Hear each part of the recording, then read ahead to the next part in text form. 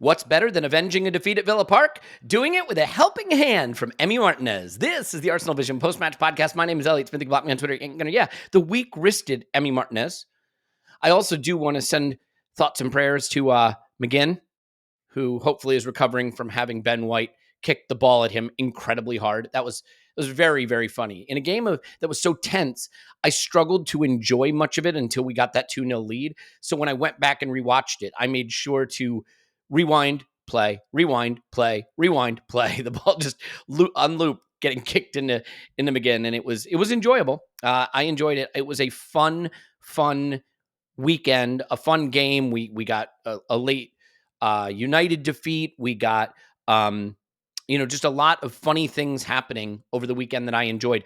So we also have transfer news, and the way I want to do it, since transfer news is sort of top of mind, we're gonna start with some transfer news. Just get it out of the way quickly, quick reaction to it, then get into the game. And it's the kind of game I love to discuss because it's a win, it's a fun win, it's an important win, and it leaves just enough meat on the bone of things that maybe need to be tightened up or details that need to be addressed, that we can really sink our teeth into some analysis of not just the moments of the game, but really what we're trying to do and how we can do it better. We're going to adjust our Patreon plans this week a bit. The plan this week is every single day of this week, you will get a Patreon pod updating the latest transfer news, with the exception of the days where there's the main pod, obviously, because we anticipate it being a busy week, he says, stupidly, not understanding Arsenal or how any of this works. But my guess is it won't just be cricket noises piped in your ears. There will be stuff to talk about, and we're going to talk about some of that today. So thank you for being here. Love you so much. We're off to a flying start. If you win every game 2-0, you win the league. See, people say, I don't like stats. I don't like data. Well, there's a stat. If you win every single game 2-0, you win the league. And you do it with here we go. 38 times 2 is 6, and carry the 1, 76 goal difference. That's crazy. If we won every single game 2-0, our goal difference wouldn't be that much bigger than it was last season. That's crazy. Just 2 minutes and 16 seconds in, and I am now able to introduce Clive. You can find him on Twitter at ClivePFC. Hello, Clive. Hello. And Paul, you can find him on Twitter at PosmanPants. Hello, Paul. Woohoo! You said we weren't allowed to say stupid stuff on the pod. That's why Paul is leaving us now. So, Paul, thanks for joining to say hello. No, I'm kidding. Yeah, I know. Look, I said you guys aren't allowed to say stupid stuff. If I didn't say stupid stuff, there'd be no stuff for me to say. Paul, I don't know if you're far from your mic or what the case may be, but if you could just get the tiniest bit louder, he says, tempting fate. Don't do that. Don't do that.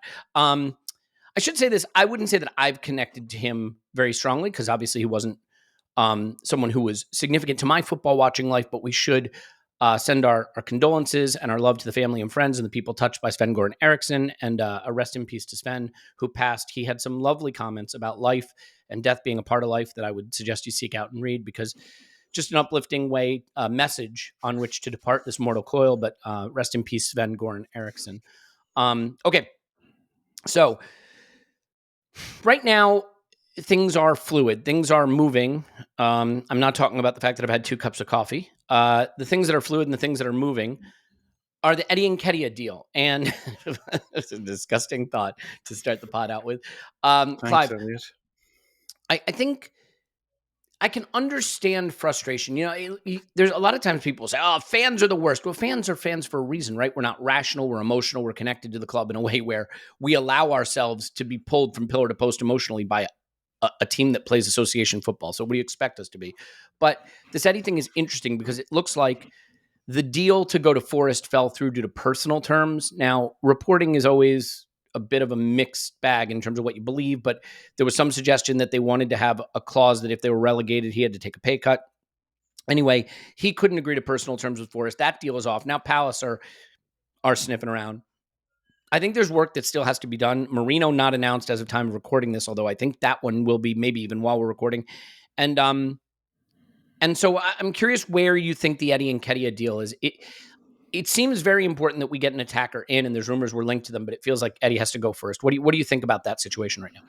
Yeah, lots of if, buts, and maybes there, as normal. But what I will say is I've had this thing recently in my mind that when we get news break, we're about a week behind. And so if you listen to the Arteta press conference, and he said Eddie's going to be part training today and be pre-game press conference, he'll be training today and be part of our squad at weekend. I thought straight away, that deal's broken down.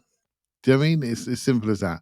That deal's broken down to Forest. So, and the relegation clause thing sounds plausible, doesn't it? It sounds like something, and I don't blame him, if I'm honest with you. Can look after his future. Why should we give up the rumoured 75% of his money if they go down? He shouldn't be doing that. Yep.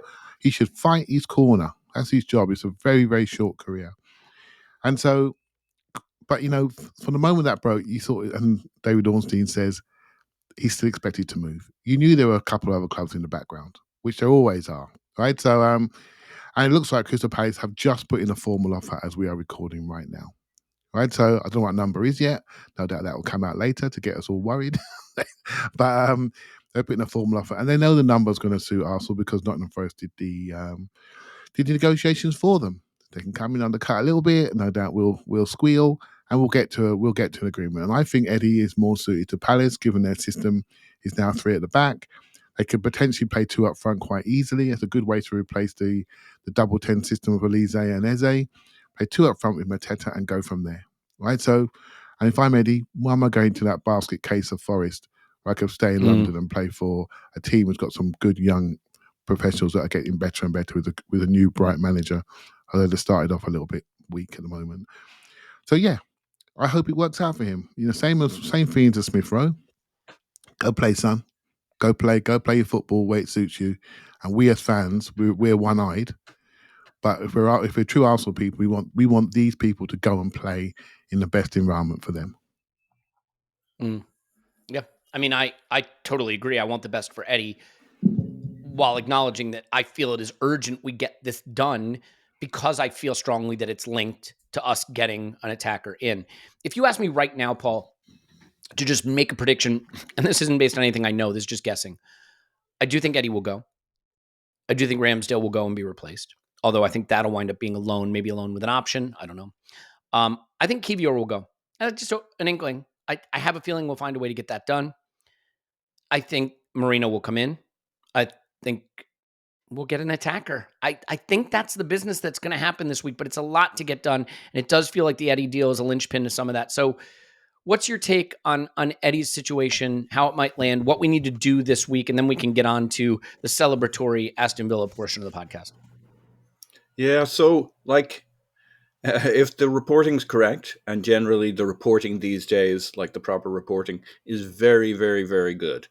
I'm amazed at how good the reporting turns out to be after the fact, compared, for the new folks to reporting. If you were doing this stuff 7, 8, 9, 10 years ago, it was like picking through like the garbage to work out what was really going on. These days, it's where to go, everybody knows where to go, and you have a very good handle on what's going on. The idea that Nottingham Forest wanted him to take a highly significant pay cut is not exactly a glowing endorsement of how they see their future. So if I'm for those who think, oh, he's just looking after his pay packet, A, he's entitled to do that. Yep. B, who wants to imagine you're joining a company and they're like, we see a good 8-9 months here, but your pay packet may drop. Just want to bring this when we up. go into administration, we just want to be sure you're comfortable with that. We want to put that in your contract. That or hang around for Crystal Palace, who are not going to be demoted this year. If I'm Eddie, I'm hanging around for Crystal Palace, and it's not necessarily about my weekly paycheck today. It's about what kind of venture am I joining. So fair play to him. I loved the love that we showed through the players to Emile Smith Rowe over the weekend after he scored his goal. That choked me up. That kicked me in the feels to see what the boys, what our players. Well taken goal from him too. Yep. Fantastic goal, and that's what you want to see for Eddie out there advertising our product for next year when we are also selling players. The guys we have left in this club are guys you would want at your next club. So Emile doing the business out there, playing alongside Iwobi, a beautiful thing to see. And I want to see Eddie out there, as Clive says. I can't really add to what Clive said, but I've tried in terms of what we want to see from Eddie. Clive, I'm going to finish this with you with one thing that I now feel pretty confident on. I rewatched the Villa game last night because I think there's a lot of interesting stuff that happened in it and a lot of fun Very things to discuss. But I've come away from that feeling more sure than ever that and this is a change for me, I confess, but feeling pretty sure we really must sign an attacking player. I think we must. Yeah. The Jesus injury, I think, was a wake-up call to me, not because it's a long one. Reports are that it's not particularly long, but I looked at the bench, 4 one-away players or players we may want away on the bench for a match day. Really only one attacking option on the bench. And Jesus coming back helps, but also given some form issues that I think are a bit of a concern, I think we need an attacking player. So have you kind of come to a conclusion on whether you think an attacking player is not a like to have, but a have to have? Yeah, I don't think this is a super deep analysis, Elliot, if I'm honest with you. In fact, I tweeted something out saying exactly that. I said, this isn't deep analysis, people, but I think we need a forward. and I got some... It's time, Mikel. We know you want to buy another goalkeeper, but you might have to buy a forward. Yeah. And I got some interesting replies, shall we say? All part of the fun. Right? So, hey, look, we're not done, right? We can do the maths. If Eddie goes, potentially restays, but Vieira's, whether you like him or not, he was seen potentially as someone who can stand in the right forward space. That's another attacking option gone. Smith Rowe gone. We need to add to that forward dynamic, and I think we will. And you can link it to whoever you want, who they're going or not. But we need to, we all said it in the summer. We're all being clever. We need to raise the floor of the squad. You know what I mean? All that sort of stuff. You know what I mean? And this is what we're trying to do. This is what we're trying to do. But the process is not complete yet. So we have a week of, I have a week, and Paul, by the way, of watching Elliot's tweets in a message in the WhatsApp group, completely panicking about the fact that we haven't bought said player at a certain time and the offer's not been accepted. But Elliot is just a representative of many people who worry about these things. I tend not to too much. However, if we're all pretty serious that we've got a great chance this season, win or lose, we don't want it to be in an area where we are just taking on too much risk in the forward area. In some ways, Jesus' groin injury was a godsend because it happened when we can react to it. But I think we would have reacted anyway to get another forward in. The midfielder thing looks pretty done. The goalkeeper thing is waiting for a domino to fall. And then if we get a forward as well that can add to the group with a certain dynamic that we all like, particularly the right side potentially, we're good, aren't we? Let's go to battle. Let's go to war with them. This is what we got. We're ready for you now. The holes are done, and we can develop some players into this space as well. And let's go and see where we end up. That's what I'm looking forward to. Yeah, I think it's always important too when you consider what a team needs to consider what the goals are. And if the goal was get back into the top 4 and maybe go deep in the Europa League, the team we've got can smash those goals. We know it. But when the goals are get over 90 points and win the Champions League, which if they're not that, what are we doing, right? If they're not that, what was the point of all this? Then I think we're one short in attack. And not just because of the Jesus injury, but I think there's a quality question that we have to address, and we'll certainly bring that up as we get into the Villa game. So we'll see if it gets done. I think this is the funny thing. Everybody agrees we need a forward. Once you stop saying names like Nico Williams, right? Which okay, we get it. He was exciting at the Euros. Cool. It gets a little harder. The thing that Leo Trossard has taught me, though, is you can get just your bang average, really good Premier League attacker. And by bang average, I don't mean Leo is average. What I mean is it doesn't have to be the next up-and-coming star. It can be a guy who's just a real good professional who knows how to beat a man or knows how to make a smart run or has a good eye for the final ball, whether that's a pass or a shot, and does the right thing 8 times out of 10 in dangerous situations. Because we're so good that if you just get someone who minds the details and does the right thing from a decision-making standpoint frequently, they're going to succeed in our system. And that's why I think it maybe is less hard than people think.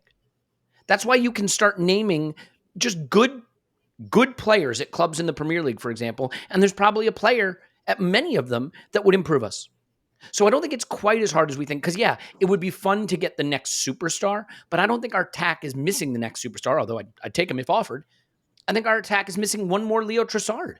One more guy that you bring in on the right, on the left, through the middle, makes no difference. He's going to be in the right places and make the right decisions when the ball comes to him.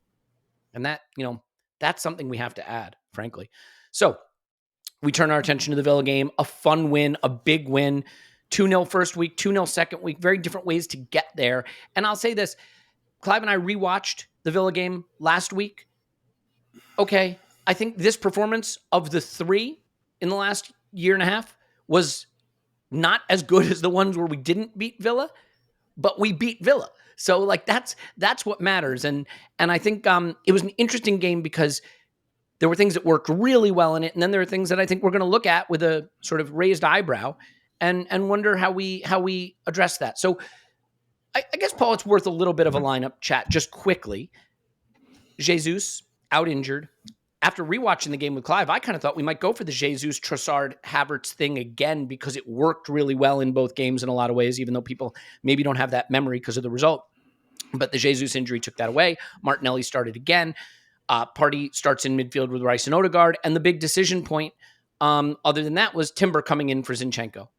And we talked about this a lot last week. Leon Bailey is a scary player. And we wanted that extra physicality there.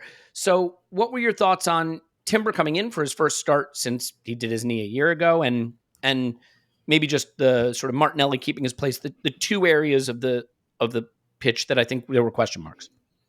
Yeah, well, I kind of expected Zinchenko to start, who was the other member of that Jesus, Havertz, Trossard thing that worked so well.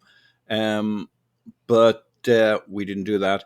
And I guess my concern mostly in terms of Zinchenko was, would Timber be ready? Would this be fair to Timber or Calafiori? Not from a fitness level, just from a playing at this level in a pressure cooker. And this was going to be a tough game. The manager decided Timber was ready. And certainly I don't think there was a moment where Timber got anything wrong. He was up to the level defensively. You might quibble whether he did everything Zinchenko could have done on that side of the pitch, but certainly he was not. There was no sense in which there was a vulnerability or weakness against marauding at times Aston Villa. So fair play to the boy and fair play to the manager for reading the readiness of that player. And then, of course, we went with Martinelli on the left, which is going to be a big discussion point. The lineup. Jesus, had Jesus been fully fit, I wouldn't have been averse to what you said, but I still think he goes with Rice at the left 8 because he knew this was going to be a battling game. That's Onana, his area of the pitch. You got Rodgers, some big lads, some big defenders. They played us very aggressively. I think you're going to get Rice and you're going to get Partey in that midfield. 99 times out of 100 based on what he had available to pick him. So I think after the Zinchenko decision, everything picked itself, especially with Jesus being injured, but either way. Yeah, a lot of fun and big moments in this game to probably break down. And I always find that hard podcasting wise. I think Andrew and James do a fantastic job doing the TikTok of the game. Do. I love their pod. It's very entertaining. And they combine like the analysis. No free advertising, Paul. We talked about this. Okay. Sorry.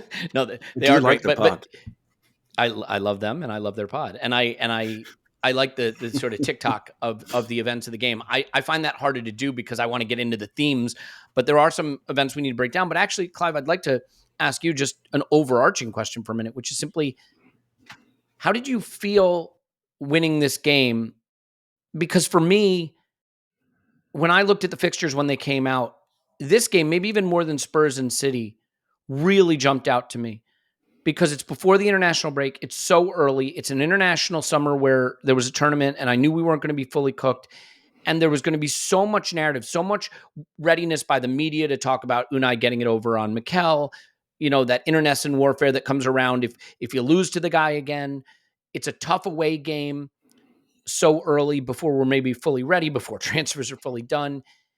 And I don't think we can overstate how important and big a win this is. And I think this is one that it'll be February, March time before we're looking back and saying it's incredible that we had what it took to get through that game that early. So I think this is a massive, massive win for the story of the season. And maybe we won't even appreciate how massive until later in the season, you know? Yeah, the important thing is to win this game the way we did, by winning it by getting better during the game. Because my worry has been in big games, they've been not controlling the story at the start of the game. What have we got in the last 20 to then go and flex our muscles and win the game? So for me, this is one of my favourites of the year, a lot of wins, because we did some things that we weren't finding so easy last season, and I use as benchmarks for this season's improvement. And so the start of the game was very truncated. We had so many people going down with hamstrings, and I think Onana got one in the face. Declan Rice had his contact lens issue, and there were people going down all the time. And so the game didn't really start for 20 minutes or so. You know, we had to sack a shot. Man, that was the best save of the day. You know, from Emi Martinez. That was unbelievable. He's real good down to his right and not good to his left, isn't he? Yeah, he got down so quick for the Saka shot and then went down almost in stages for the party one. It's interesting. Yeah. I mean, the Raya save is obviously class, right? But it's what I call a match of the day save. Goalkeepers will love the Emi Martinez save because it bounced off the floor at his full extent and then he's managed to flick it around the post. It's a thing of beauty, right? So we go 1-0 up. That's normal Arsenal. 20 minutes in, go 1-0 up, then we control it, right? So we didn't go 1-0 up. So we had to think this through, you know. And this is what I enjoyed about this. Villa really being smart. They're doing their 4-4-2 at the start, but sometimes jumping to a 4-2-4, having a front six press. And basically, I watched it this morning, and if you watch Leon Bailey, who people think are still in Timber's pocket, he had a fantastic game defensively. This is where some people complain about Emery and they say maybe Emery doesn't suit Arsenal. Leon Bailey and that right side of Villa's attack basically killed us in 2 games last season, right? So, but what he's now got him doing is being like a fullback. He had him marking the ball out to Rice while knowing when to jump onto Gabriel. He's going out to in to try to press Gabriel when we had Timber inverted too soon.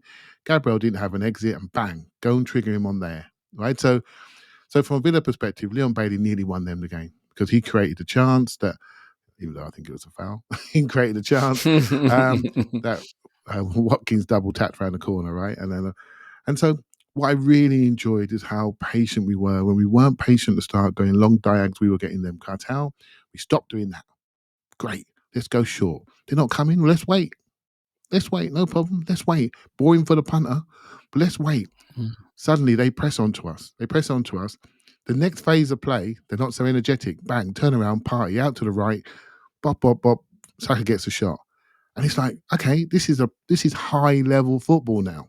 This is high-level football. 2 managers that have studied each other, know what they want to do. The Villa box, right? Tielemans and Onana, John McGinn off the left inside, Digne going on the outside, and Morgan Rogers. That 4 are collision monsters. They are proper blokes in there, big, and they want you to go in there so they can win it. I bet if we did a add up of all the duels, I don't think we'd have won the duel battle in the box. No, we did not. Yeah. we definitely did not. Well, someone's going to add it up. I know a bloke who might do it. Someone's going to add it up. They won 32. We won 21. They won 60% of the ground duels, 67% of the aerial duels. They were 54% on successful dribbles. I think all of them coming from Morgan Rogers, just about, who had, I think, 5 of 7 successful dribbles, and we could probably talk about him a bit. Yeah. Well, it was a player that I spoke about, Elliot. I will say it. I said it last season when I watched the game. I said it in all the previews, and it's no surprise to me. He's a monster, right? But I watched the game this morning until minute 40, he did nothing. All he did was kick the ball out, and then suddenly he had one run, his confidence grew, and that was it. He was off to the races from thereafter and left a fantastic impression on everybody. Great pickup by Villa. But I felt we worked them out. Every time they got tired, we found the spaces. And we got into the areas that we wanted to get. If anything, there's always a spare. And the spare happened to be our left winger. Right? And we got the ball to him on a number of occasions. And I felt this is just the last thing that needed to happen. Didn't quite happen from there.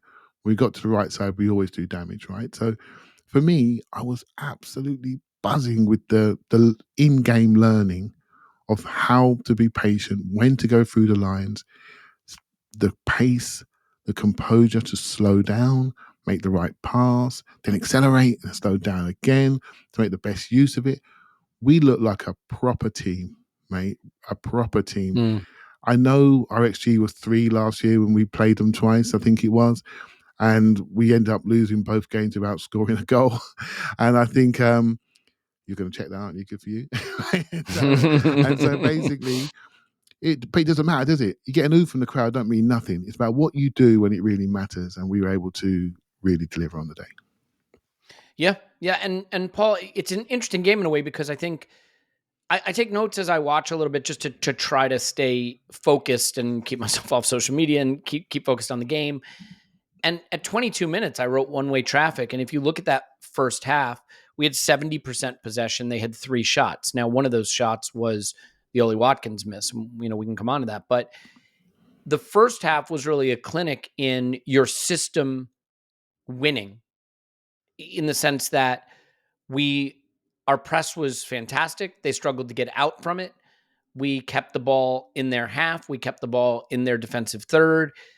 But it does seem that right now we could use a little bit of work converting dangerous possession into dangerous chances. And I just think that when you look at our first half with 70% possession and all the field tilt and all the, however you want to analyze it, all the ball in their half, we produced 4 shots worth 0.3 expected goals. And, there's the Saka shot.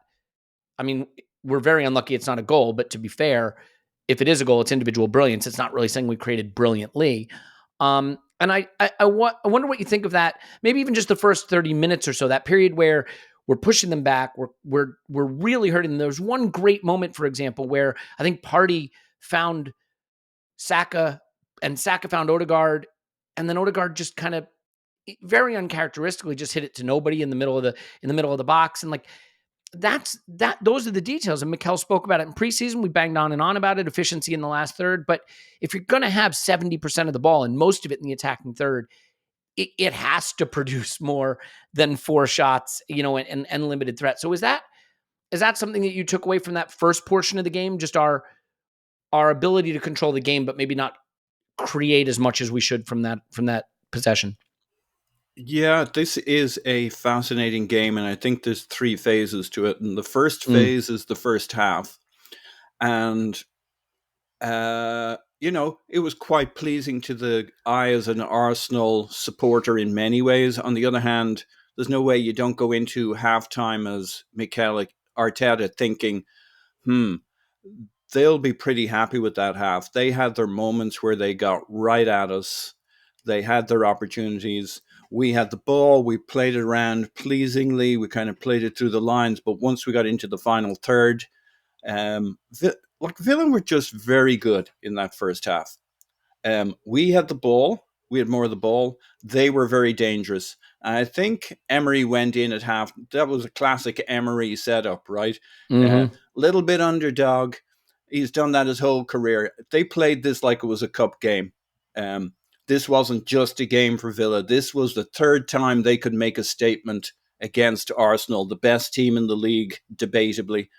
The team everybody's talking about. They played this with an energy and a ferocity that was FA Cup level, or more importantly, Europa League Cup level for Unai Emery. And they went in at halftime, I think, pretty happy. And yes, I think we played some good football, kind of teased, got into good situations. But I'm pretty convinced Arteta went in at halftime thinking, having seen the last 2 games last year, having lived those in the previous season, thinking, second half, I need to make some adjustments because it won't be the same as this. And if they've got the energy of the crowd in the second half, they're going to find their legs, and maybe we'll find tiredness. And our second half played out different to that. But if you're Arteta, I think he went in at halftime thinking, well, we had a good first half last season as well, a couple of times. I know what's coming next, and I'm going to make my adjustments. And I think this game is all about the second half. Yeah, and to your point, I think the 3 phases, if I had to call them out, and you can just disagree with me if you think I'm wrong here. I think, that first half is a phase. Yep. The second half before we score, and then the period after we score. And I think the period Yep. after we score, we were really pretty impressive after that and had a lot of opportunities to punish them. And I think it shows what I was starting to feel with this game, which is Villa wanted to turn it into a moments game, limit our moments, try to take theirs. And I think they understood that if they got the lead, they could play more into what suits them. Villa didn't have a plan when they fell behind. I don't think they looked like they believed they were going to get back into it after that. And when they had to play on the front foot, they looked very weak. But in that first portion, and this is the thing, it can be easy sometimes to say, oh, we should have scored from here. We should have scored from there. And then when they get a chance, they should have scored. But the thing that's interesting is your defenders and your goalkeeper are part of your team. So when Saliba races back 50 yards to cut out a counter, or Raya springs off the ground to save a shot, that's what you need if you're going to play the way we play, with your whole team compressed into the attacking third. Sometimes you're going to need to chase back and snuff out a counter with your incredible superstar center back, or you're going to need the guy that you chose to leave Ramsdale for to make a save that keeps you in the game. Or, there was one moment Raya wasn't heralded for where they got down the left and a really dangerous cross, and Raya springs off his line to just claim it on the ground. He's fantastic at that, and they're part of the team. I watched Manchester City beat Ipswich, but Ipswich took the lead. How'd they take the lead? City were pressed all the way up the pitch, and Ipswich found a way through, and they got a goal from it. So if you play like we play, sometimes you got to be able to snuff out those openings, and we did that. Clive, I think the talking points positionally that we're going to get into are midfield and left attacking wing. The midfield dynamic is still a work in progress. It's funny. I thought this party performance, especially in the first half, for me is the closest I've seen him be to what I kind of remember him being when he was the guy. A couple chances that we created came from really good efforts from him cutting out counters, getting on the ball, and then making really good decisions. The thing he does that I think is really good when he's on his game, when he intercepts a pass or cuts out a pass line, it doesn't bounce off him. He intercepts it and keeps it very close so that he's able to make the next action in a tight space. And I think that's something that sometimes when you see these tigerish central midfielders who dive into challenges and break up play, the ball just bounces a mile off them. It goes out for a throw. But the midfield dynamic itself in this game was very unusual, I thought. Rice was more peripheral than I'm used to seeing him be, and maybe not physically still quite at the level that we expect from him. I think the Timber thing is an interesting one. So Timber was obviously the one coming into midfield. I think he marked himself out of the game at times a little bit, and it left Saliba and Gabriel and White kind of passing it back and forth between themselves a bit, maybe struggling to get on the slant. The thing with Timber is I thought he did his job defensively in this game, and that was priority one, no question, so job done. It's his first start in a year coming back from a knee injury. So all of this is qualified, but I think in terms of supporting the midfield on the ball, it was a little bit rough around the edges there. And as a result, I think Rice was a little bit cut off. And we looked a bit like we did 2 years ago, Clive, where Partey was overburdened with a lot of space around him at times as well. So while I think it worked-ish, the midfield dynamic feels like it's still evolving a little bit. I'm curious how you saw that, because not necessarily the Rice performance we expect, just some distance issues. What do you think about how the midfield worked? And maybe you can touch on how it started to get bypassed in the second half, because Morgan Rogers really did find a lot of joy as the game wore on. Yeah, he had some spectacular runs, and that stay in our memory. And fair play to him. He would, in hindsight, on our IR, we should give him a stock rising, shouldn't we? Because not very often you see an opposition player so clearly as that. And to be honest, he knows it was a big game for him, Clive, because he posted his own comp on his social media. Yeah. And that tells you what he thought. and he ragdolled a couple of our people. He grabbed their shirts, pulled them to the ground. and he actually fouled people as he was running with the ball. He was It's doing incredible rugby strength. handoffs, wasn't he? Yeah, He exactly. handed off Martinelli. He hands off. He handed who's off next? Rice. He handed off Party. He did it 3 times, you know. And it's like, hold on a minute. And our players are turning around to ref saying, "Ref, ref, ref." I can't even get close to get a tackle. Hey, that's his strength, right? So let's start from the top. So Timber, minute 7 last year, I think Villa scored in the away game down our left-hand side. A fantastic move out of defence. It was really good football down the touchline. They crossed it in. McGinn swivel turn goal. 1-0, lose the game. Spend the next 83 minutes trying to score, right? In almost the exact same minute in this game, I urge you to watch it again. They do the same thing. They get out down that side.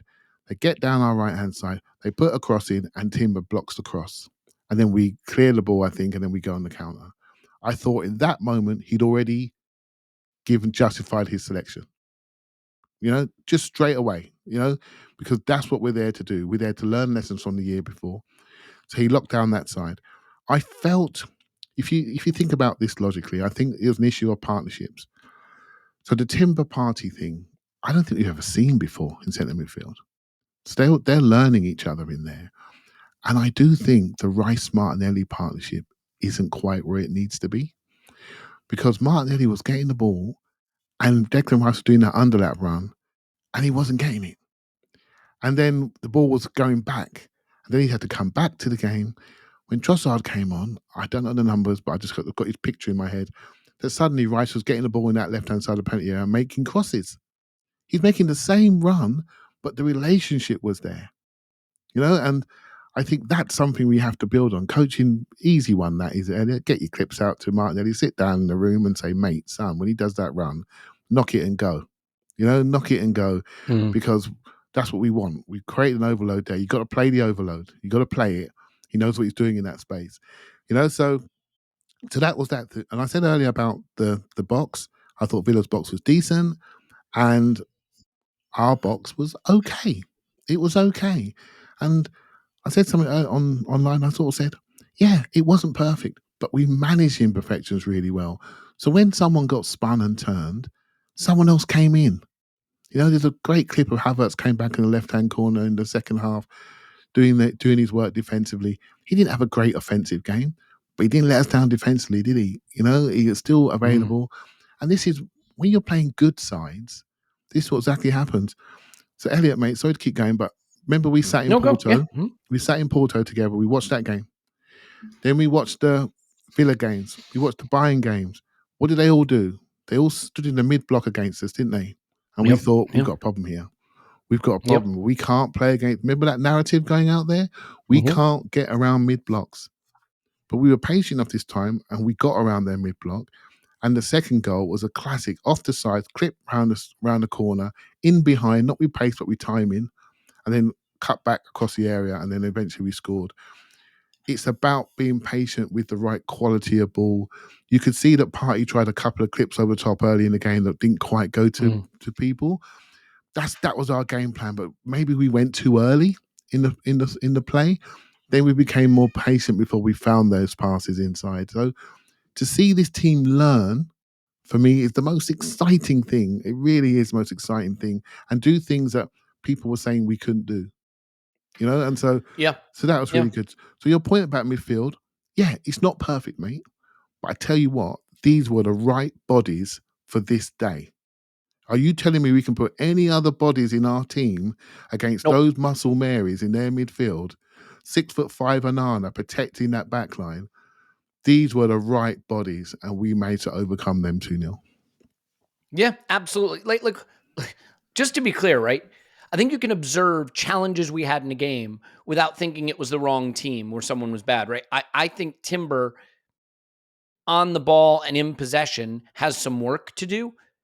It'd be surprising if he didn't, making his first start after a year out at the Premier League level, but he did priority one, which was prevent us from being exposed on that flank. And I think, you know, his ability to be just that little bit more mobile too means that when he does come inside, he can still get back outside, right? So I don't have a problem with that performance. I think it is, look, I mean, Declan Rice, 44 touches. Is he on the ball as much as we want? Compare that to the other side where Odegaard had 64. Thomas Partey had 70. Timber and Rice, 47 for Timber, 44 for Rice. The only reason I bring it up is I think thinking about Rice's role and where his best role is, we're going to obviously be talking about that a lot more when Marino comes in and seeing how that changes. And I also think what happens in football is the last thing you saw becomes the thing you remember the most. So first of all, we saw us score 2 goals and win, so everyone's happy. We also saw Morgan Rogers running past our midfield in the second half. So I think people are going to remember that portion of the midfield battle, but I do think they'll forget the first half. And having rewatched it quite recently, the way we controlled the midfield in the first half was very impressive, and they really didn't get out that much. So it wasn't just what happened in the second half. Let's put it that way. Paul, before we move on and touch on just a couple of moments, because we do need to get to a few moments. What do you think about how the midfield is coming together? It's one where we have a lot of choices we can make and more coming. So it'll be a very interesting work in progress, I think, for the next maybe even few months, Fascinating work in progress. So yeah, I would like to, Your Honor, I'd like to treat the witness as hostile, or more correctly, if I'm going to do a bit of talking, I'd like to do it now. I'll shut up for the rest of it. No, pause. Go for it. This, because I do think this is one of the, other than maybe left wing, this may be the dynamic that's going to have us most perplexed, excited, interested, debating, for a while now, I think. Sure. Well, I can't take on all of that, but I do want to take on one slice of this. Mm-hmm. The second phase of this game, from halftime mm-hmm. onwards, is the most fascinating piece of tape, if we still watch tape, that I've seen in years. That 20 minutes before Trossard comes on, and including the bit when Trossard comes on and just before he scores his goal, I'm flabbergasted. We do not use the left-hand side once. We have the ball. We're moving it back and forward between Saliba and Gabriel. I'm not saying we didn't use it much. I'm not saying we do not use it. The ball goes to Gabriel. He gives it back to Saliba. He gives it to Partey. We look for the right-hand side. You know that triangle thing we do with Saka, Odegaard, White, etc.? We did that 9 times during that period up to when we score. Doesn't matter whether you got Martinelli. Doesn't matter whether you got Trossard. And okay, Trossard wasn't on for a lot of that stage. Even when he comes on, because Trossard says, from the bench I could see spaces, and that's what the difference was, and I came looking for those spaces. He might have seen them. We did not give him the ball. Rice did not touch the ball for 20 minutes. I think he has like 2-3 touches. None of them are when we decide to attack them in the attacking half or the attacking third. Martinelli, no touches when we try to build play. So for 20 minutes, and I watched this section 4 times for different reasons. I went back to check, how did Mikel Arteta feel about this?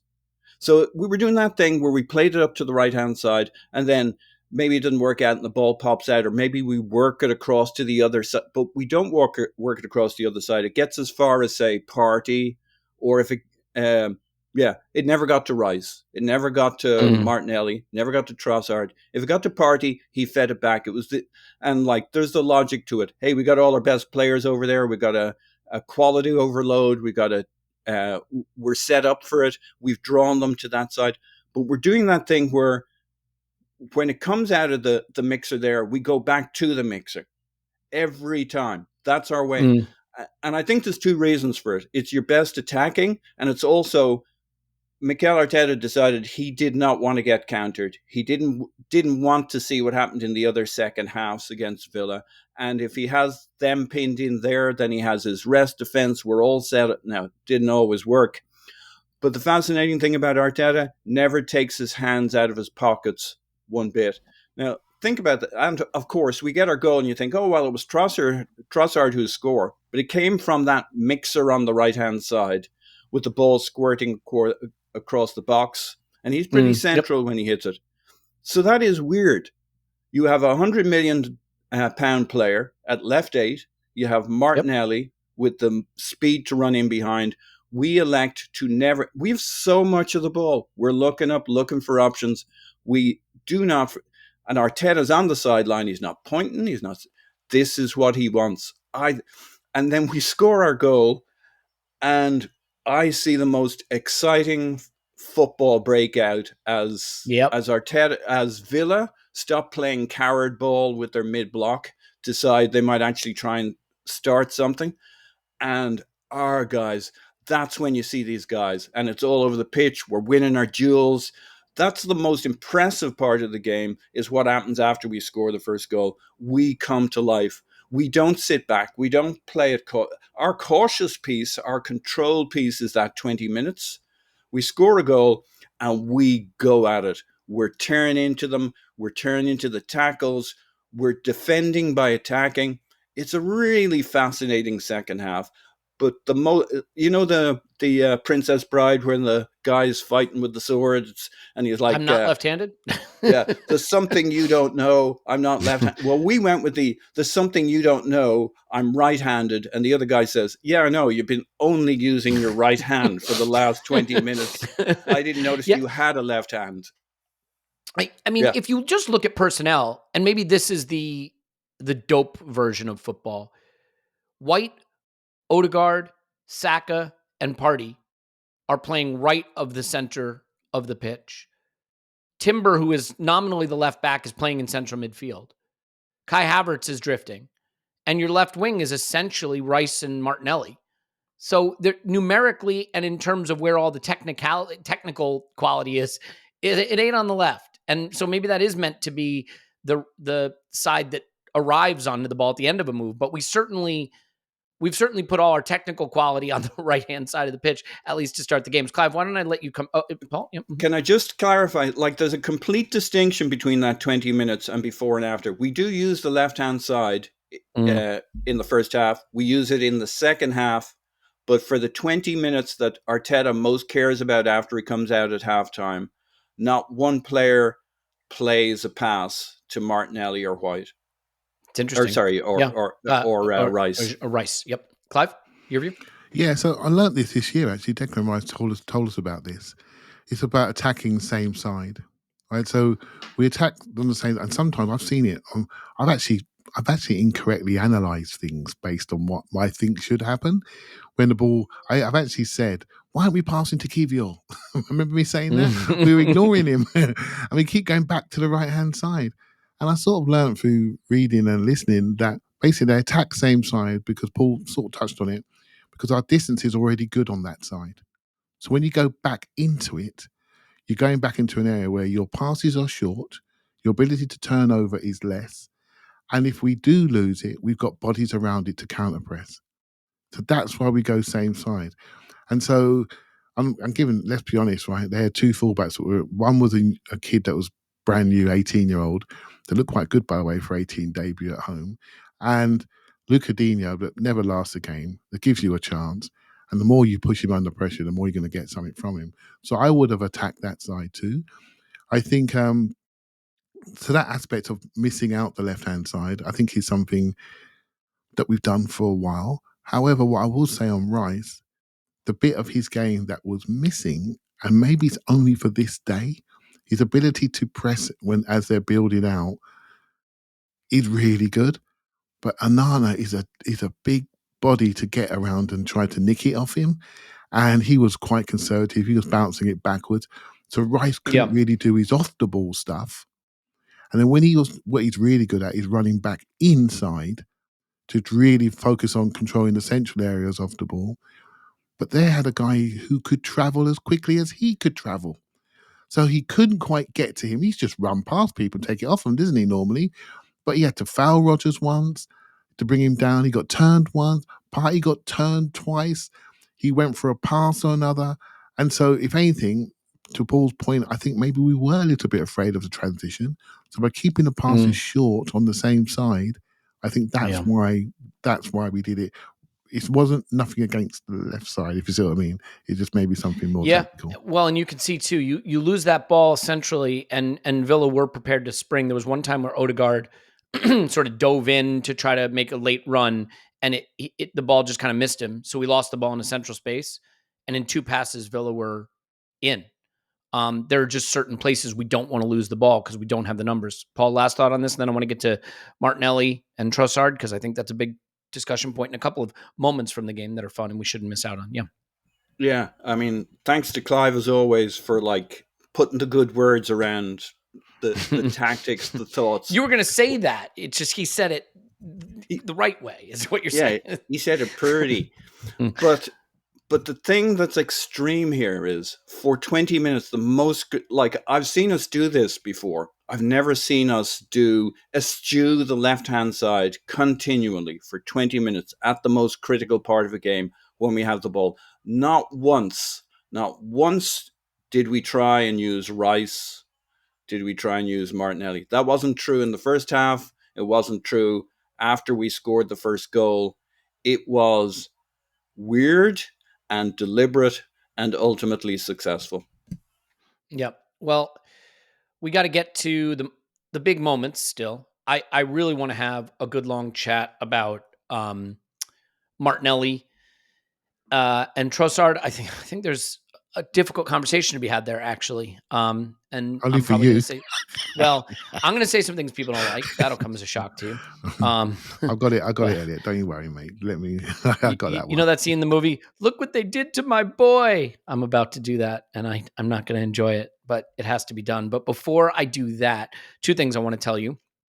The first thing is that, so look, it is a reality that on these main pods we advertise, and on the Patreon pod they're ad free, but in the main pod there's advertisements, and it is just the reality that we want to try to tailor those advertisements to things that you want to hear, and not things that you don't want to hear, and that's hard to do, obviously for a variety of reasons, but we want to do it. So you could also get an extra $500 if you help us out here.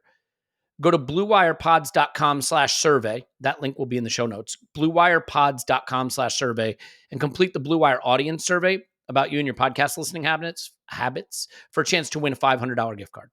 The survey will help create a better advertising experience for audiences and in turn help the show. That's bluewirepods.com/survey. All you do is answer some questions, chance to win $500.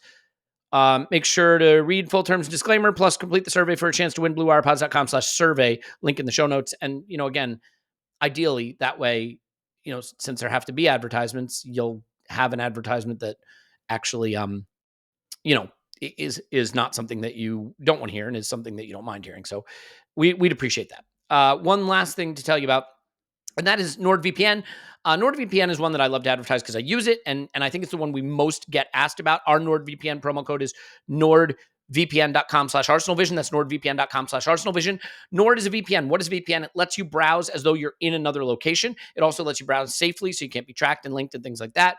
Helps with threat protection too, because sometimes football fans, we go to links we maybe want to think twice about going to, and this protects you from that. But basically, if you want to watch that football match that's only available in that region and you're not in that region, you can VPN into that region, or you can sign up for streaming services in other regions where they're less expensive and just save money doing that. You can, when that video on social media says not available in your location, now it is available in your location. Works on iPads and iPhones and Android and tablets and computers. You just click and tell it what region you want to be in. There was a customer survey of them showed that their speeds are really good. So our promo code is nordvpn.com/ArsenalVision. Their exclusive offer for us is actually really good as well. It's a huge discount off your Nord plan, plus 4 additional months free and a 30-day risk-free money-back guarantee period. So 4 additional months, discount, 30-day money-back guarantee. It's a good one. nordvpn.com/ArsenalVision. That's nordvpn.com/ArsenalVision. Do it now, Clive. Is that enough of that? Indeed. All right, let's whip through some moments. I already mentioned the Ben White rocketing the ball into John McGinn moment. I thought that was absolutely hilarious. But, I thought McGinn was right on the edge in that period, because before that happened, he goes steaming into Saliba, into his knee on the touchline. And then there's that moment with Saliba where he kicks the ball at him. And I love that Saliba went back at him. And just Ben White, I don't know how you could love this guy anymore, but he just kicks the ball straight into McGinn as hard as he can. I was sort of surprised that there were no cards shown. I thought this was a sort of permissive refereeing performance, if I'm honest. And, for a game that was very physical, I think he allowed play to go, which, to be fair, I think that was fine in the end. It mostly worked out. So that was a big moment. Another big moment, obviously, is the Ole Watkins chance in the first half. Clive, he should score. I mean, I know we say should score too often, but he should score. And I mean, he comes close to scoring even with a miss hit.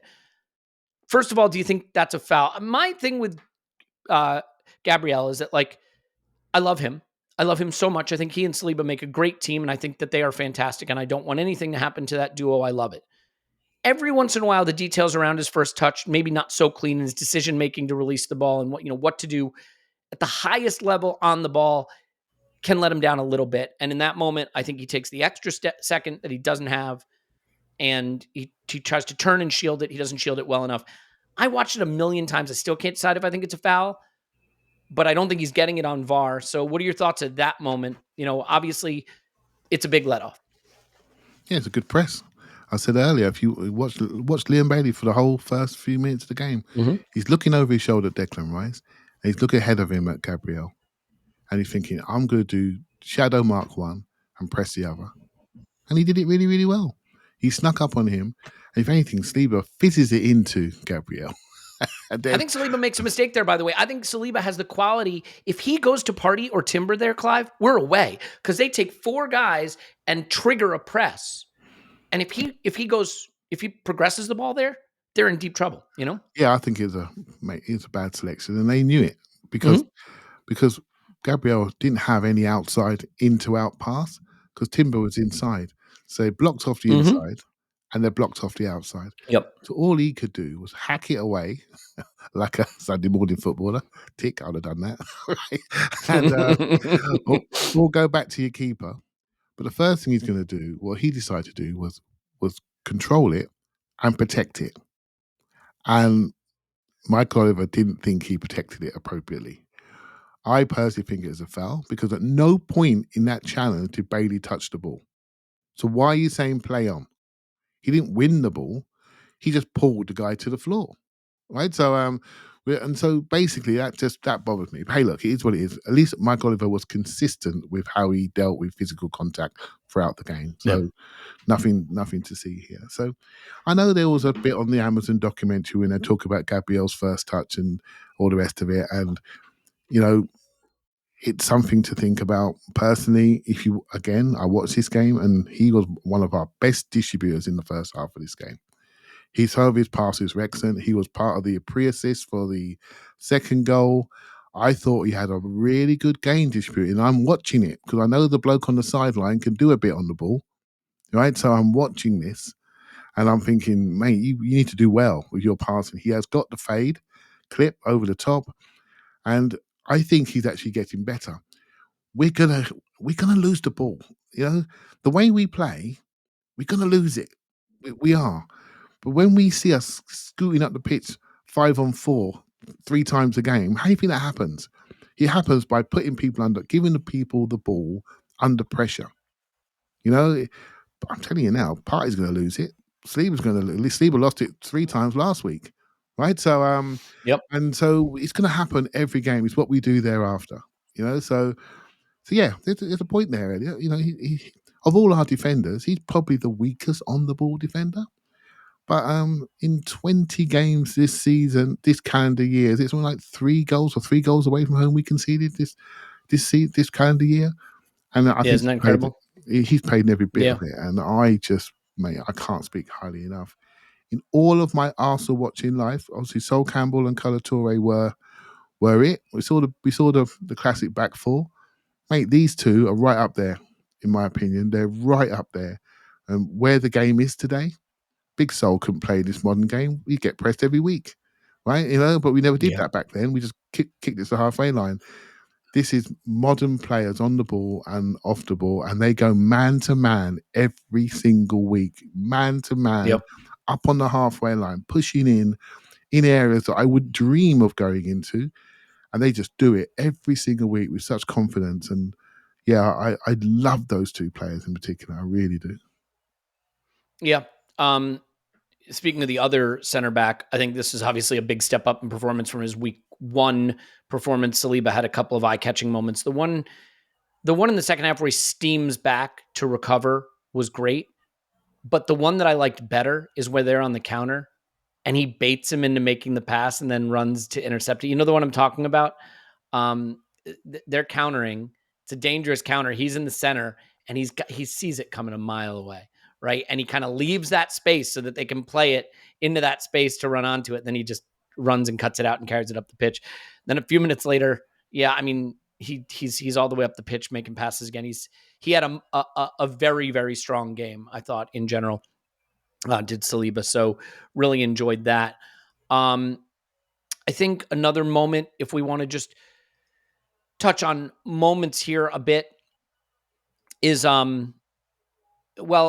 the Raya save, right? I think Clive already mentioned it, so we don't have to go too big on it. If I did want to criticize Saliba, and I think Mikel even mentioned this a little in his post-match comments, it said he has a very nice view of that Raya save because he doesn't react to the ball coming off the bar very quickly.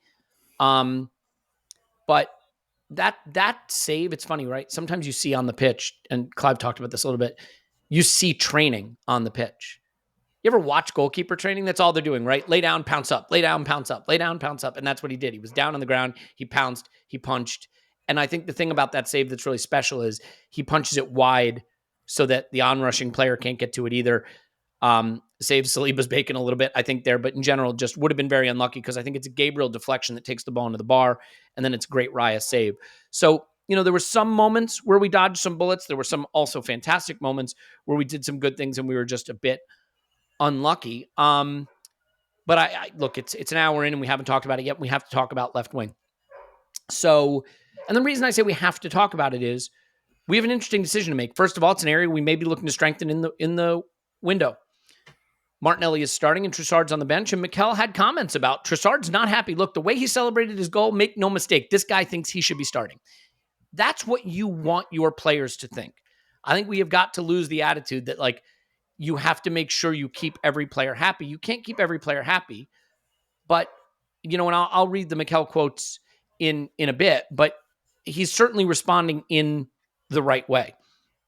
And that's what's most important, is that you respond in the right way. But Paul, Martinelli tracked back defensively well. He runs, he makes the effort, he does a lot of good things. When Cash came off and Nedeljkovic came on, I thought, okay, here we go. This is an 18-year-old who came over from Red Star Belgrade, who played 900 minutes for Red Star last season, and has about an hour under his belt in the Premier League or less, whatever it is. And I have to say, I was just very disappointed with Martinelli. Look, there's a great player in there, and I have no doubt he'll come back. But here's my take right now. He is not using his moments effectively enough to continue to start for us when the guy coming off the bench is just cleaner and more effective in the decisions he makes.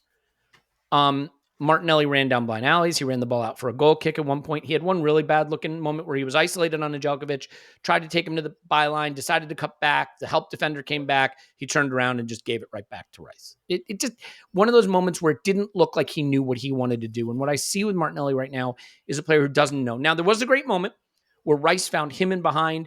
He cut in. He slid it across to Kai. It was just behind Kai enough that I don't think the finish Kai tried was on at all. And it comes out for nothing. It doesn't even wind up looking like a big chance. And Martinelli does the right thing there on instinct, right? Runs in, really good run, off the shoulder of the last defender, early ball, first time into Kai. But other than that, he's a player who I think you have to create more danger than that up against a teenager with no experience in the Premier League. And easy for me to say sitting here in this chair, but I just think you have to, Paul. And I'm curious how you see it, because Trossard came on and immediately he gets a ball across. Immediately, first time gets a ball across that creates a dangerous chance. His ball is the one that creates the Thomas Partey goal. He scores a goal himself. He's involved in the big chances we have late in the game. I think this is a moment for Martinelli probably to just maybe be the guy who comes off the bench, tries to change games from there. Yes. The only thing is, if we had Leroy Sané or Doku or Grealish or something on the bench, Martinelli isn't starting right now. the thing is, we kind of need the Martinelli thing. Him and Trossard are not the same player. And so, like, we're probably going to change who starts the next game just because you couldn't not start Trossard after he does that, contributes significantly, in fact, scores one of 2 goals. And the fact that Trossard made such a big point when he came on, in terms of his attitude with the celebration and stuff, like there's a bit of trouble brewing there. And I think Arteta handles it really well. But there's something going on there. I thought it in the instant reaction, and having looked at it and having looked at the response, Trossard doesn't love being second string at the moment, especially given that he sees Martinelli's not in top form and that he's the guy who's been providing goals from that side. But I'm not going to go... like, we all know the Martinelli discussion at the moment. He's not giving us the end product. He's not at his best levels. If there was a Sané or somebody of that kind of level and ability and profile, he'd be playing right now. Martinelli be on the bench, licking his wounds, rethinking. Trossard's saying, hey, I could see the game from where I was on the bench and I knew what to do. But he almost made the case for why he's a super sub. Like, oh, that's great. Why don't we do this every game? You have a really good look about what you want to do when you come on at 70 minutes. You're really good at that, Leo. And you don't have the legs to run a defense for 90 minutes. And we've seen this many times with Leo. So I think the manager has a bit of a challenge at the moment. It's another case for needing another attacker in the mix, or Gabriel Jesus staying fit so he has a different option off the left wing. I don't think Trossard's... It's not me saying, and to Clive's point in the chat, it's Brighton up next. So Leo's starting, but there's such a different profile that only Martinelli can do that kind of high and wide and aggressive and running in behind and threat, which we elected not to use for 20 minutes at the start of the second half.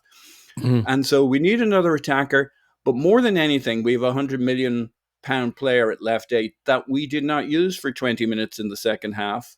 And we need Mikel Merino. And I'm more convinced than ever that Mikel Merino has come to be the starting left 8, not a rotation option. People are like, well, do we really need him? And why is he coming? And is he just... No, he's going to start way more games than maybe people first thought here.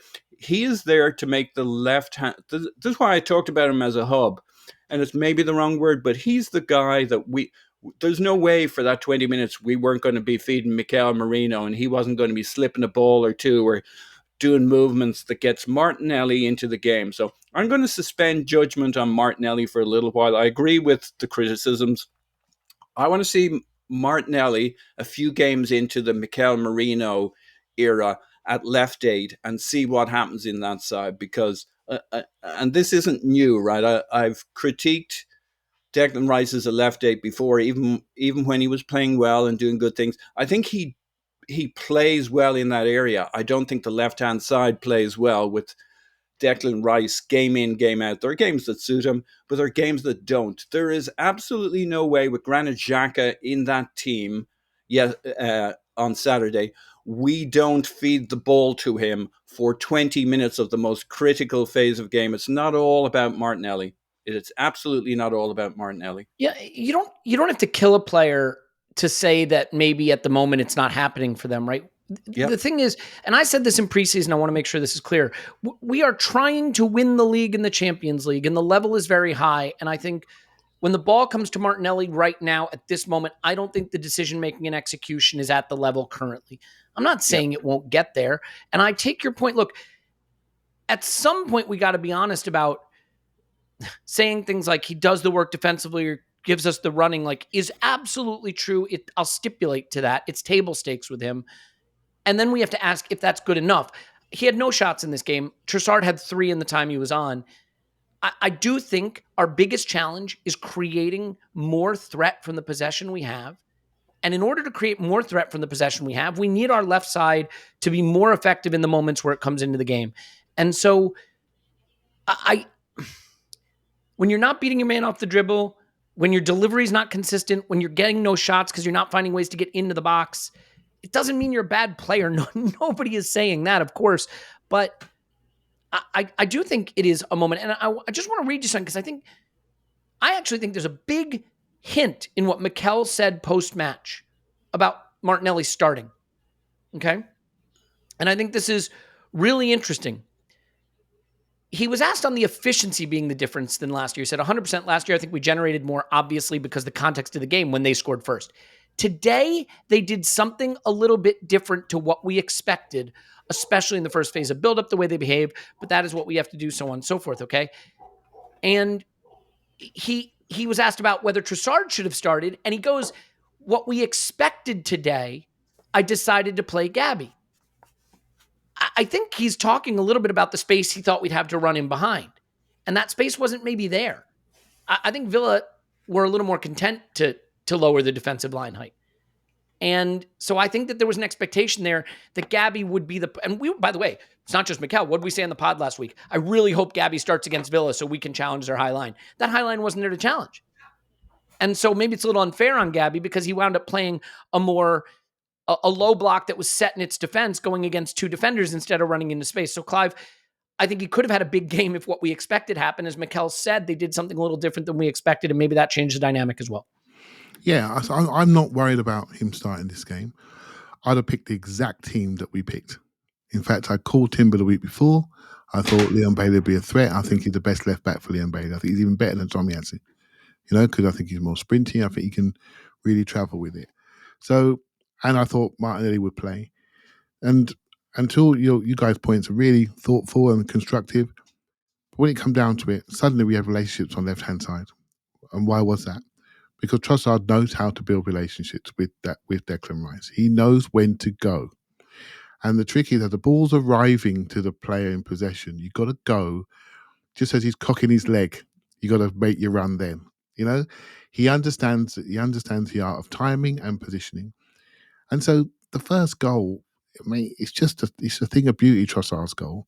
He's standing behind the fullback. I promise you, watch how many crosses went to the back post, Martinelli's at the back post. When have you seen him score a back post goal ever? I can't think of too many. How many goals you've seen him score by the penalty spot? The coaching message is easy, mate. Get yourself to the penalty spot when we're going down the right-hand side. Don't wait behind fullbacks, hiding behind them, and then going out to touchline to collect the ball to knock it back to our fullback. Get yourself to a penalty spot. What did Trossard do? He was behind his fullback. He gambled, went in front on the penalty spot, slot, goal. He did it in seconds. It's about getting yourself to those areas. Do you remember the goal that Martinelli scored at Luton? Got himself to a penalty spot, touch, goal. It's very simple for him. Create relationships, use your underlap, get yourself to a penalty spot when we're building up on the right-hand side, because you now become a centre forward. We debate on this podcast whether he's a centre forward or a winger. Right now, we just want him to just get on the ball and do some good stuff. But he has got the natural ability of a centre forward. So get yourself there. There's enough build-up on the right-hand side. It's really simple for me, really simple. The other thing he's got to do is learn to stop. You haven't got to race a million miles an hour to the touchline. Just stop. Clip it with your right foot. The ability to sprint and slow down is really, really key. And if you want an example of how to do it, look at the bloke on the other wing. He sprints, he stops. He shakes his shoulders, he unbalances you. He knocks it inside, gets it back, then goes. 1-2s. He varies his approach to attack his fullback. At the moment, Martinelli looks a bit one-dimensional. I'm going to outrun you. I'm the fastest thing in the world. I'm going to outrun you. But what if you can't? What if someone's got to run on you? What if someone knows that's what you're going to do and they drop off early and you lose the race? Do you lose your confidence? So really just get the ball, knock it, build play, build relationships. When we're building up on the right-hand side, get yourself on the penalty spot. You've got bullets in both feet and you can head it as well. But you can't do that behind fullbacks on the edge of the 6-yard box. And that's the truth. It's really simple to get him back. It really is. That's my opinion anyway. Sorry if that sounds a bit dramatic, but I know we've seen him score 15 goals in the season. If you can remember too many back posts, I think there's one he scored against Villa, maybe 2-3, or West Ham, where he back post volleyed it. But he was still within the line of the sticks. Get yourself between the sticks, mate, and it'll all come back to you. It will if you keep putting yourself in that position. It's a team game, and part of why we're in the game to win it late is the teamwork for one another. I do think we tend to do this thing with Martinelli. Let's just be honest, where we come up with all the reasons why the left-hand side is hard. He had Xhaka and Zinchenko, and then Xhaka was taken out. And then he's got Rice, who's learning the left 8, and he doesn't have an overlapping fullback, and Timber comes in. And so it's hard. It is hard. But you know who has the same thing is Trossard. And he comes on and he makes that impact. And I watched this game back because I was so curious to see, all right, he arrives at the back post. He's a little lucky, right? It goes off Kai, and it rebounds Tim, and he's there to strike it first time. But it wasn't just that. For the party chance, he gets him behind and he puts in a really clever first-time ball across the box. The decision-making is very clean. It's very instinctive, and it has to be, because that's the level that we expect to be. So we'll just have to see. Look, I think what Trossard said, let's do a few quotes here. Trossard said about his own performance, I know the competition in the team, and it pushes everyone to go on to the next level. And as I said before, I'm very happy to have an impact and help the team, and it's a great win for us. I think you can see on the pitch as well, I'm feeling great. I think I've shown that over the last months, and it helps the team as well, and it pushes everyone across the team. In every position, there's competition. It's what the club also needs. What Mikel said on him, well, first of all, when you don't get picked, there's a certain way to react. And Leo, he's upset, but he's upset to show on the pitch how good he is.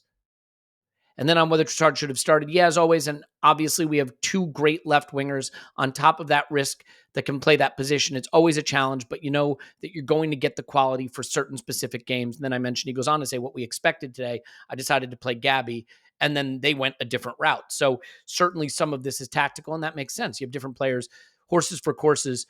Paul, just a final thought on this. I don't think we have a Martinelli problem. I don't think that there's any need to panic about this stuff.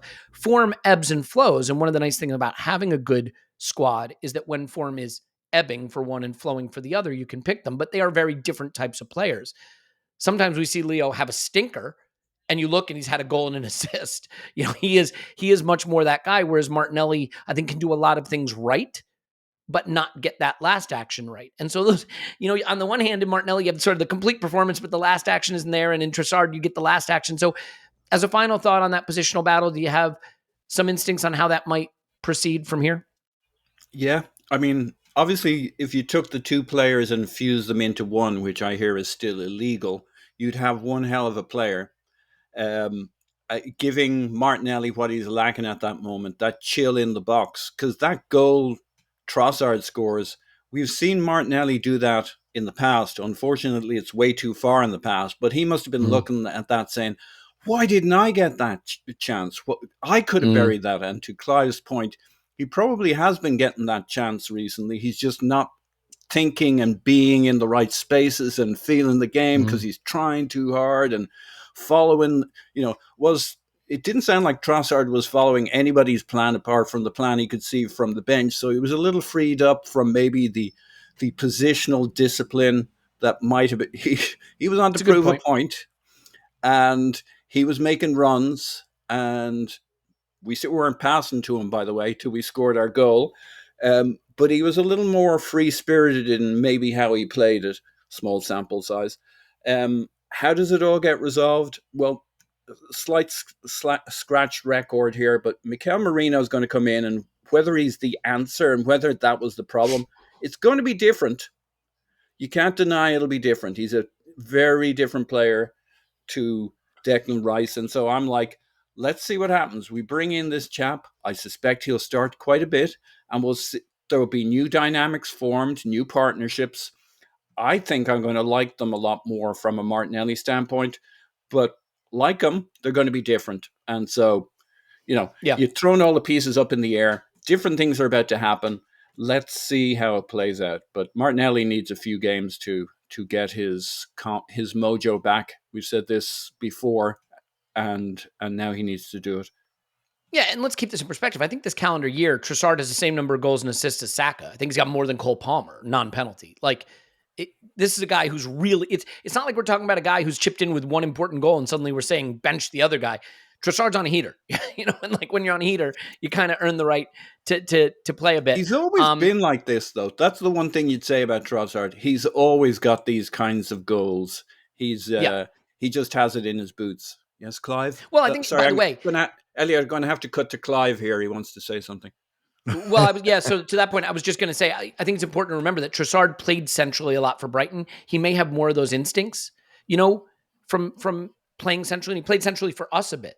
So there's a little bit more of that central space player in him. Yeah. He's a good player, but I've always been minded at how he arrived at Arsenal. He arrived at Arsenal in dispute with his manager, remember? Yep. And we were thinking, we're bringing somebody in with a bad attitude. We haven't seen any sign of that bad attitude until maybe that goal on Saturday. He says speculating with no evidence at all.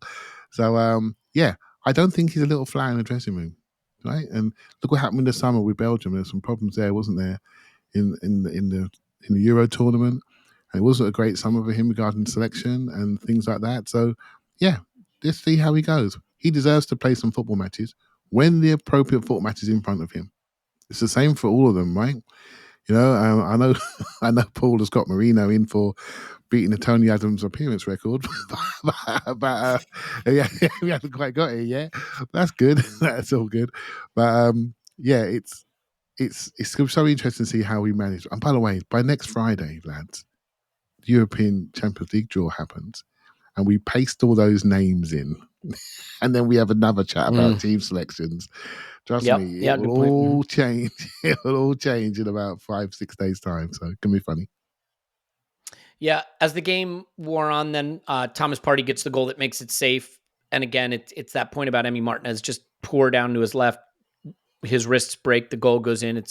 It's really lovely. And that goal comes from Saka keeping his head up and seeing Partey arriving. It did come from Trossard finding Saka across the box. There was an even bigger chance right after that. Odegaard got to be kicking himself. I mean, that's one. I think he's our best finisher, honestly. In some ways, him and Saka certainly would have an interesting contest for that. And he arrives on it, and he just gets under it and blasts it way over. But that comes from Trossard keeping it simple, playing Rice and beyond. And then he cuts it back to Odegaard right on the spot and blasts over. Then we get the Saliba racing back and blocking Ramsey moment, which was just a real eye catcher, a really wonderful moment for Saliba there. And you get the win, and it is a huge win. It makes up for the, I think, 2 undeserved losses from last season. It gets our season off to the start we needed it to be. And look, there's work to be done. Mikel said after the game, in relation to the midfield in particular, we're not at the level yet physically. We're not at the level yet physically. And I think you could see that, especially with Rice. There was a moment where there was a counterattack. You know what it was? It was the, I think it might have been the one where, take your time, son. Take your time. Yeah, I can't remember. There's a counterattack. He's knocking the ball between Saliba and Gabriel in his head, back and forth. I am. I'm just pacing myself. Well, there's a counterattack, and Rice literally never leaves the attacking third while they're counterattacking. And when's the last time you could say that? When's the last time you saw him on a sprint back and not win the race? Come on, he's not that ready. happened also in this game. He's not ready. But it's okay, right? Because we've 2 for 2. We haven't conceded a goal. We just gone somewhere where to a team where we'd lost 6 points, and he's part of the show, right? And And last time I looked, when I watched the bench cam, he's jumping up and down when we scored the second goal. So it doesn't matter. And funny enough, after we scored the goal, he turned into something like we normally see, right? He was suddenly everywhere, wasn't he? So. Funny game, this, when your legs go. The latter stages of this game, Clive, from when we score the first goal, it's great football. We're crashing the tackles, Trossard, we're first to everything. We're winning. Like, it's joyous. It's great. They think they're going to have the energy. That's the most impressive thing of this game. When we score our goal, there's no kind of, let's see if we can protect this for 20 minutes. Absolutely not. We're absolutely tear into them. It's delicious. Yeah. Well, I do think, I think Villa fancied themselves in the physical battle in this game. And understandably so. They've got Onana now. Morgan Rogers showed that he's physical. We were maybe lacking some physical sharpness, as Mikel spoke to, and they wanted it to be a physical battle. And then when they fell behind and they had to change their approach, I really think you saw our better football come to the fore. Last thing here, Clive, is Calafiori came on for Timber 78 minutes, and I think he wasn't shy about putting himself about. Any quick thoughts on Calafiori's longer cameo than last one? I think this is where we got better, isn't it? Because Villa did what they did the week before against West Ham, I think it was, when they basically brought on Maatsen, they brought on John Duran, and brought on Jacob Ramsey. Sorry, guys, my brain just froze there for a second. And they upped the intensity, upped the speed, and they blew West Ham away towards the end of the game. But basically, in this game, they brought those players on, and I don't think they were as good at doing the collective discipline side of things that the other players were. And we brought on Calafiori, who just said, okay, well, you're not coming down here. Right? So whatever ideas you have, none of them involve coming down this side. Right? So he stopped it, and he goes in early. He's front foot. He goes in, but the players already worked out. You go front foot, we'll go back foot for you. If he goes in behind you, we'll go around you and support you. So yeah, it was. Yeah, I enjoyed the last phase. Again, answering questions that we've said about powering up in the last few minutes. Our substitutions were able to impact this game massively. The problem is, Elliot, if we need another forward to bring on, we didn't really have it. I say the problem. These are first world problems, right? But we know with that groin injury, it's just told us, you know what, chaps, we need one more. And the cutlery is breaking as we record. I've just sent you one earlier, as we record. So let's see how we go. Yeah. And it is, I mean, this is the reality. I don't think it's all that wrong to say it's a problem, in the sense that if we were really chasing the game, would Eddie and Ketty have come on? What would have happened? I don't know. It's an opportunity. It's not a problem. It's an opportunity. It's an opportunity. There you go. Apparently, we are linked to Andreas Skov Olsen. I don't know that I believe that. Great. He's really good. He's going to change 6'2" things winger, plays for Bruges, and lefty from the right. Another tall player, mate. I'm up for it. I've only seen him about 4 minutes. Yeah, I said that already, Clive. I gave all that detail already. Thank you, Paul. Sorry, mate. I got to get better. My bullshit meter is tingling on this one. That seems like a player that if we really wanted him, you do in June. Well, funny enough, he was linked to Man City yesterday, and now he's linked to us today. I don't know the firmness of links. I've literally just posted it to you, but another one is obviously a dinger at Brighton, which is interesting. So yeah, let's see what happens. We have accepted Palace's bid, 25 plus 5. Eddie's going to go. It looks like now there are already personal terms in place between Palace and Eddie, so that one's going to happen. We're going to have a daily news update pod over on Patreon to keep you up to date on all of this. Huge win. And guys, as we say goodbye, I'll say this. We've got 2 big away fixtures on the horizon after the international break. Going away to a tough place where we lost twice and winning, I think stands us in good stead psychologically for the challenge to come, going to Spurs and going to City, knowing we can do it, having done it, a big away win under our belt to start the season. It's huge. Because the pace is going to be relentless again. City don't look like they're falling off anytime soon. We'll leave it there. Thanks, everybody. Stay with us over on Patreon for all the transfer updates all week. We'll be back with the main pod on Thursday. And we just love you for being here. There's a lot of fun, interesting things to tease out of this season now as our midfield evolves, as our attacking options are going to grow. We look forward to discussing it all with you. Clive's on Twitter, Clive PFC. Thanks, Clive. Thank you very much. Paul's on Twitter, Paul's my pants. Thanks, Paz. Woohoo! My name's Elliot Smith. You can block me on Twitter. Ain't gonna. We love you. We will talk to you after Arsenal 10. Brighton, no.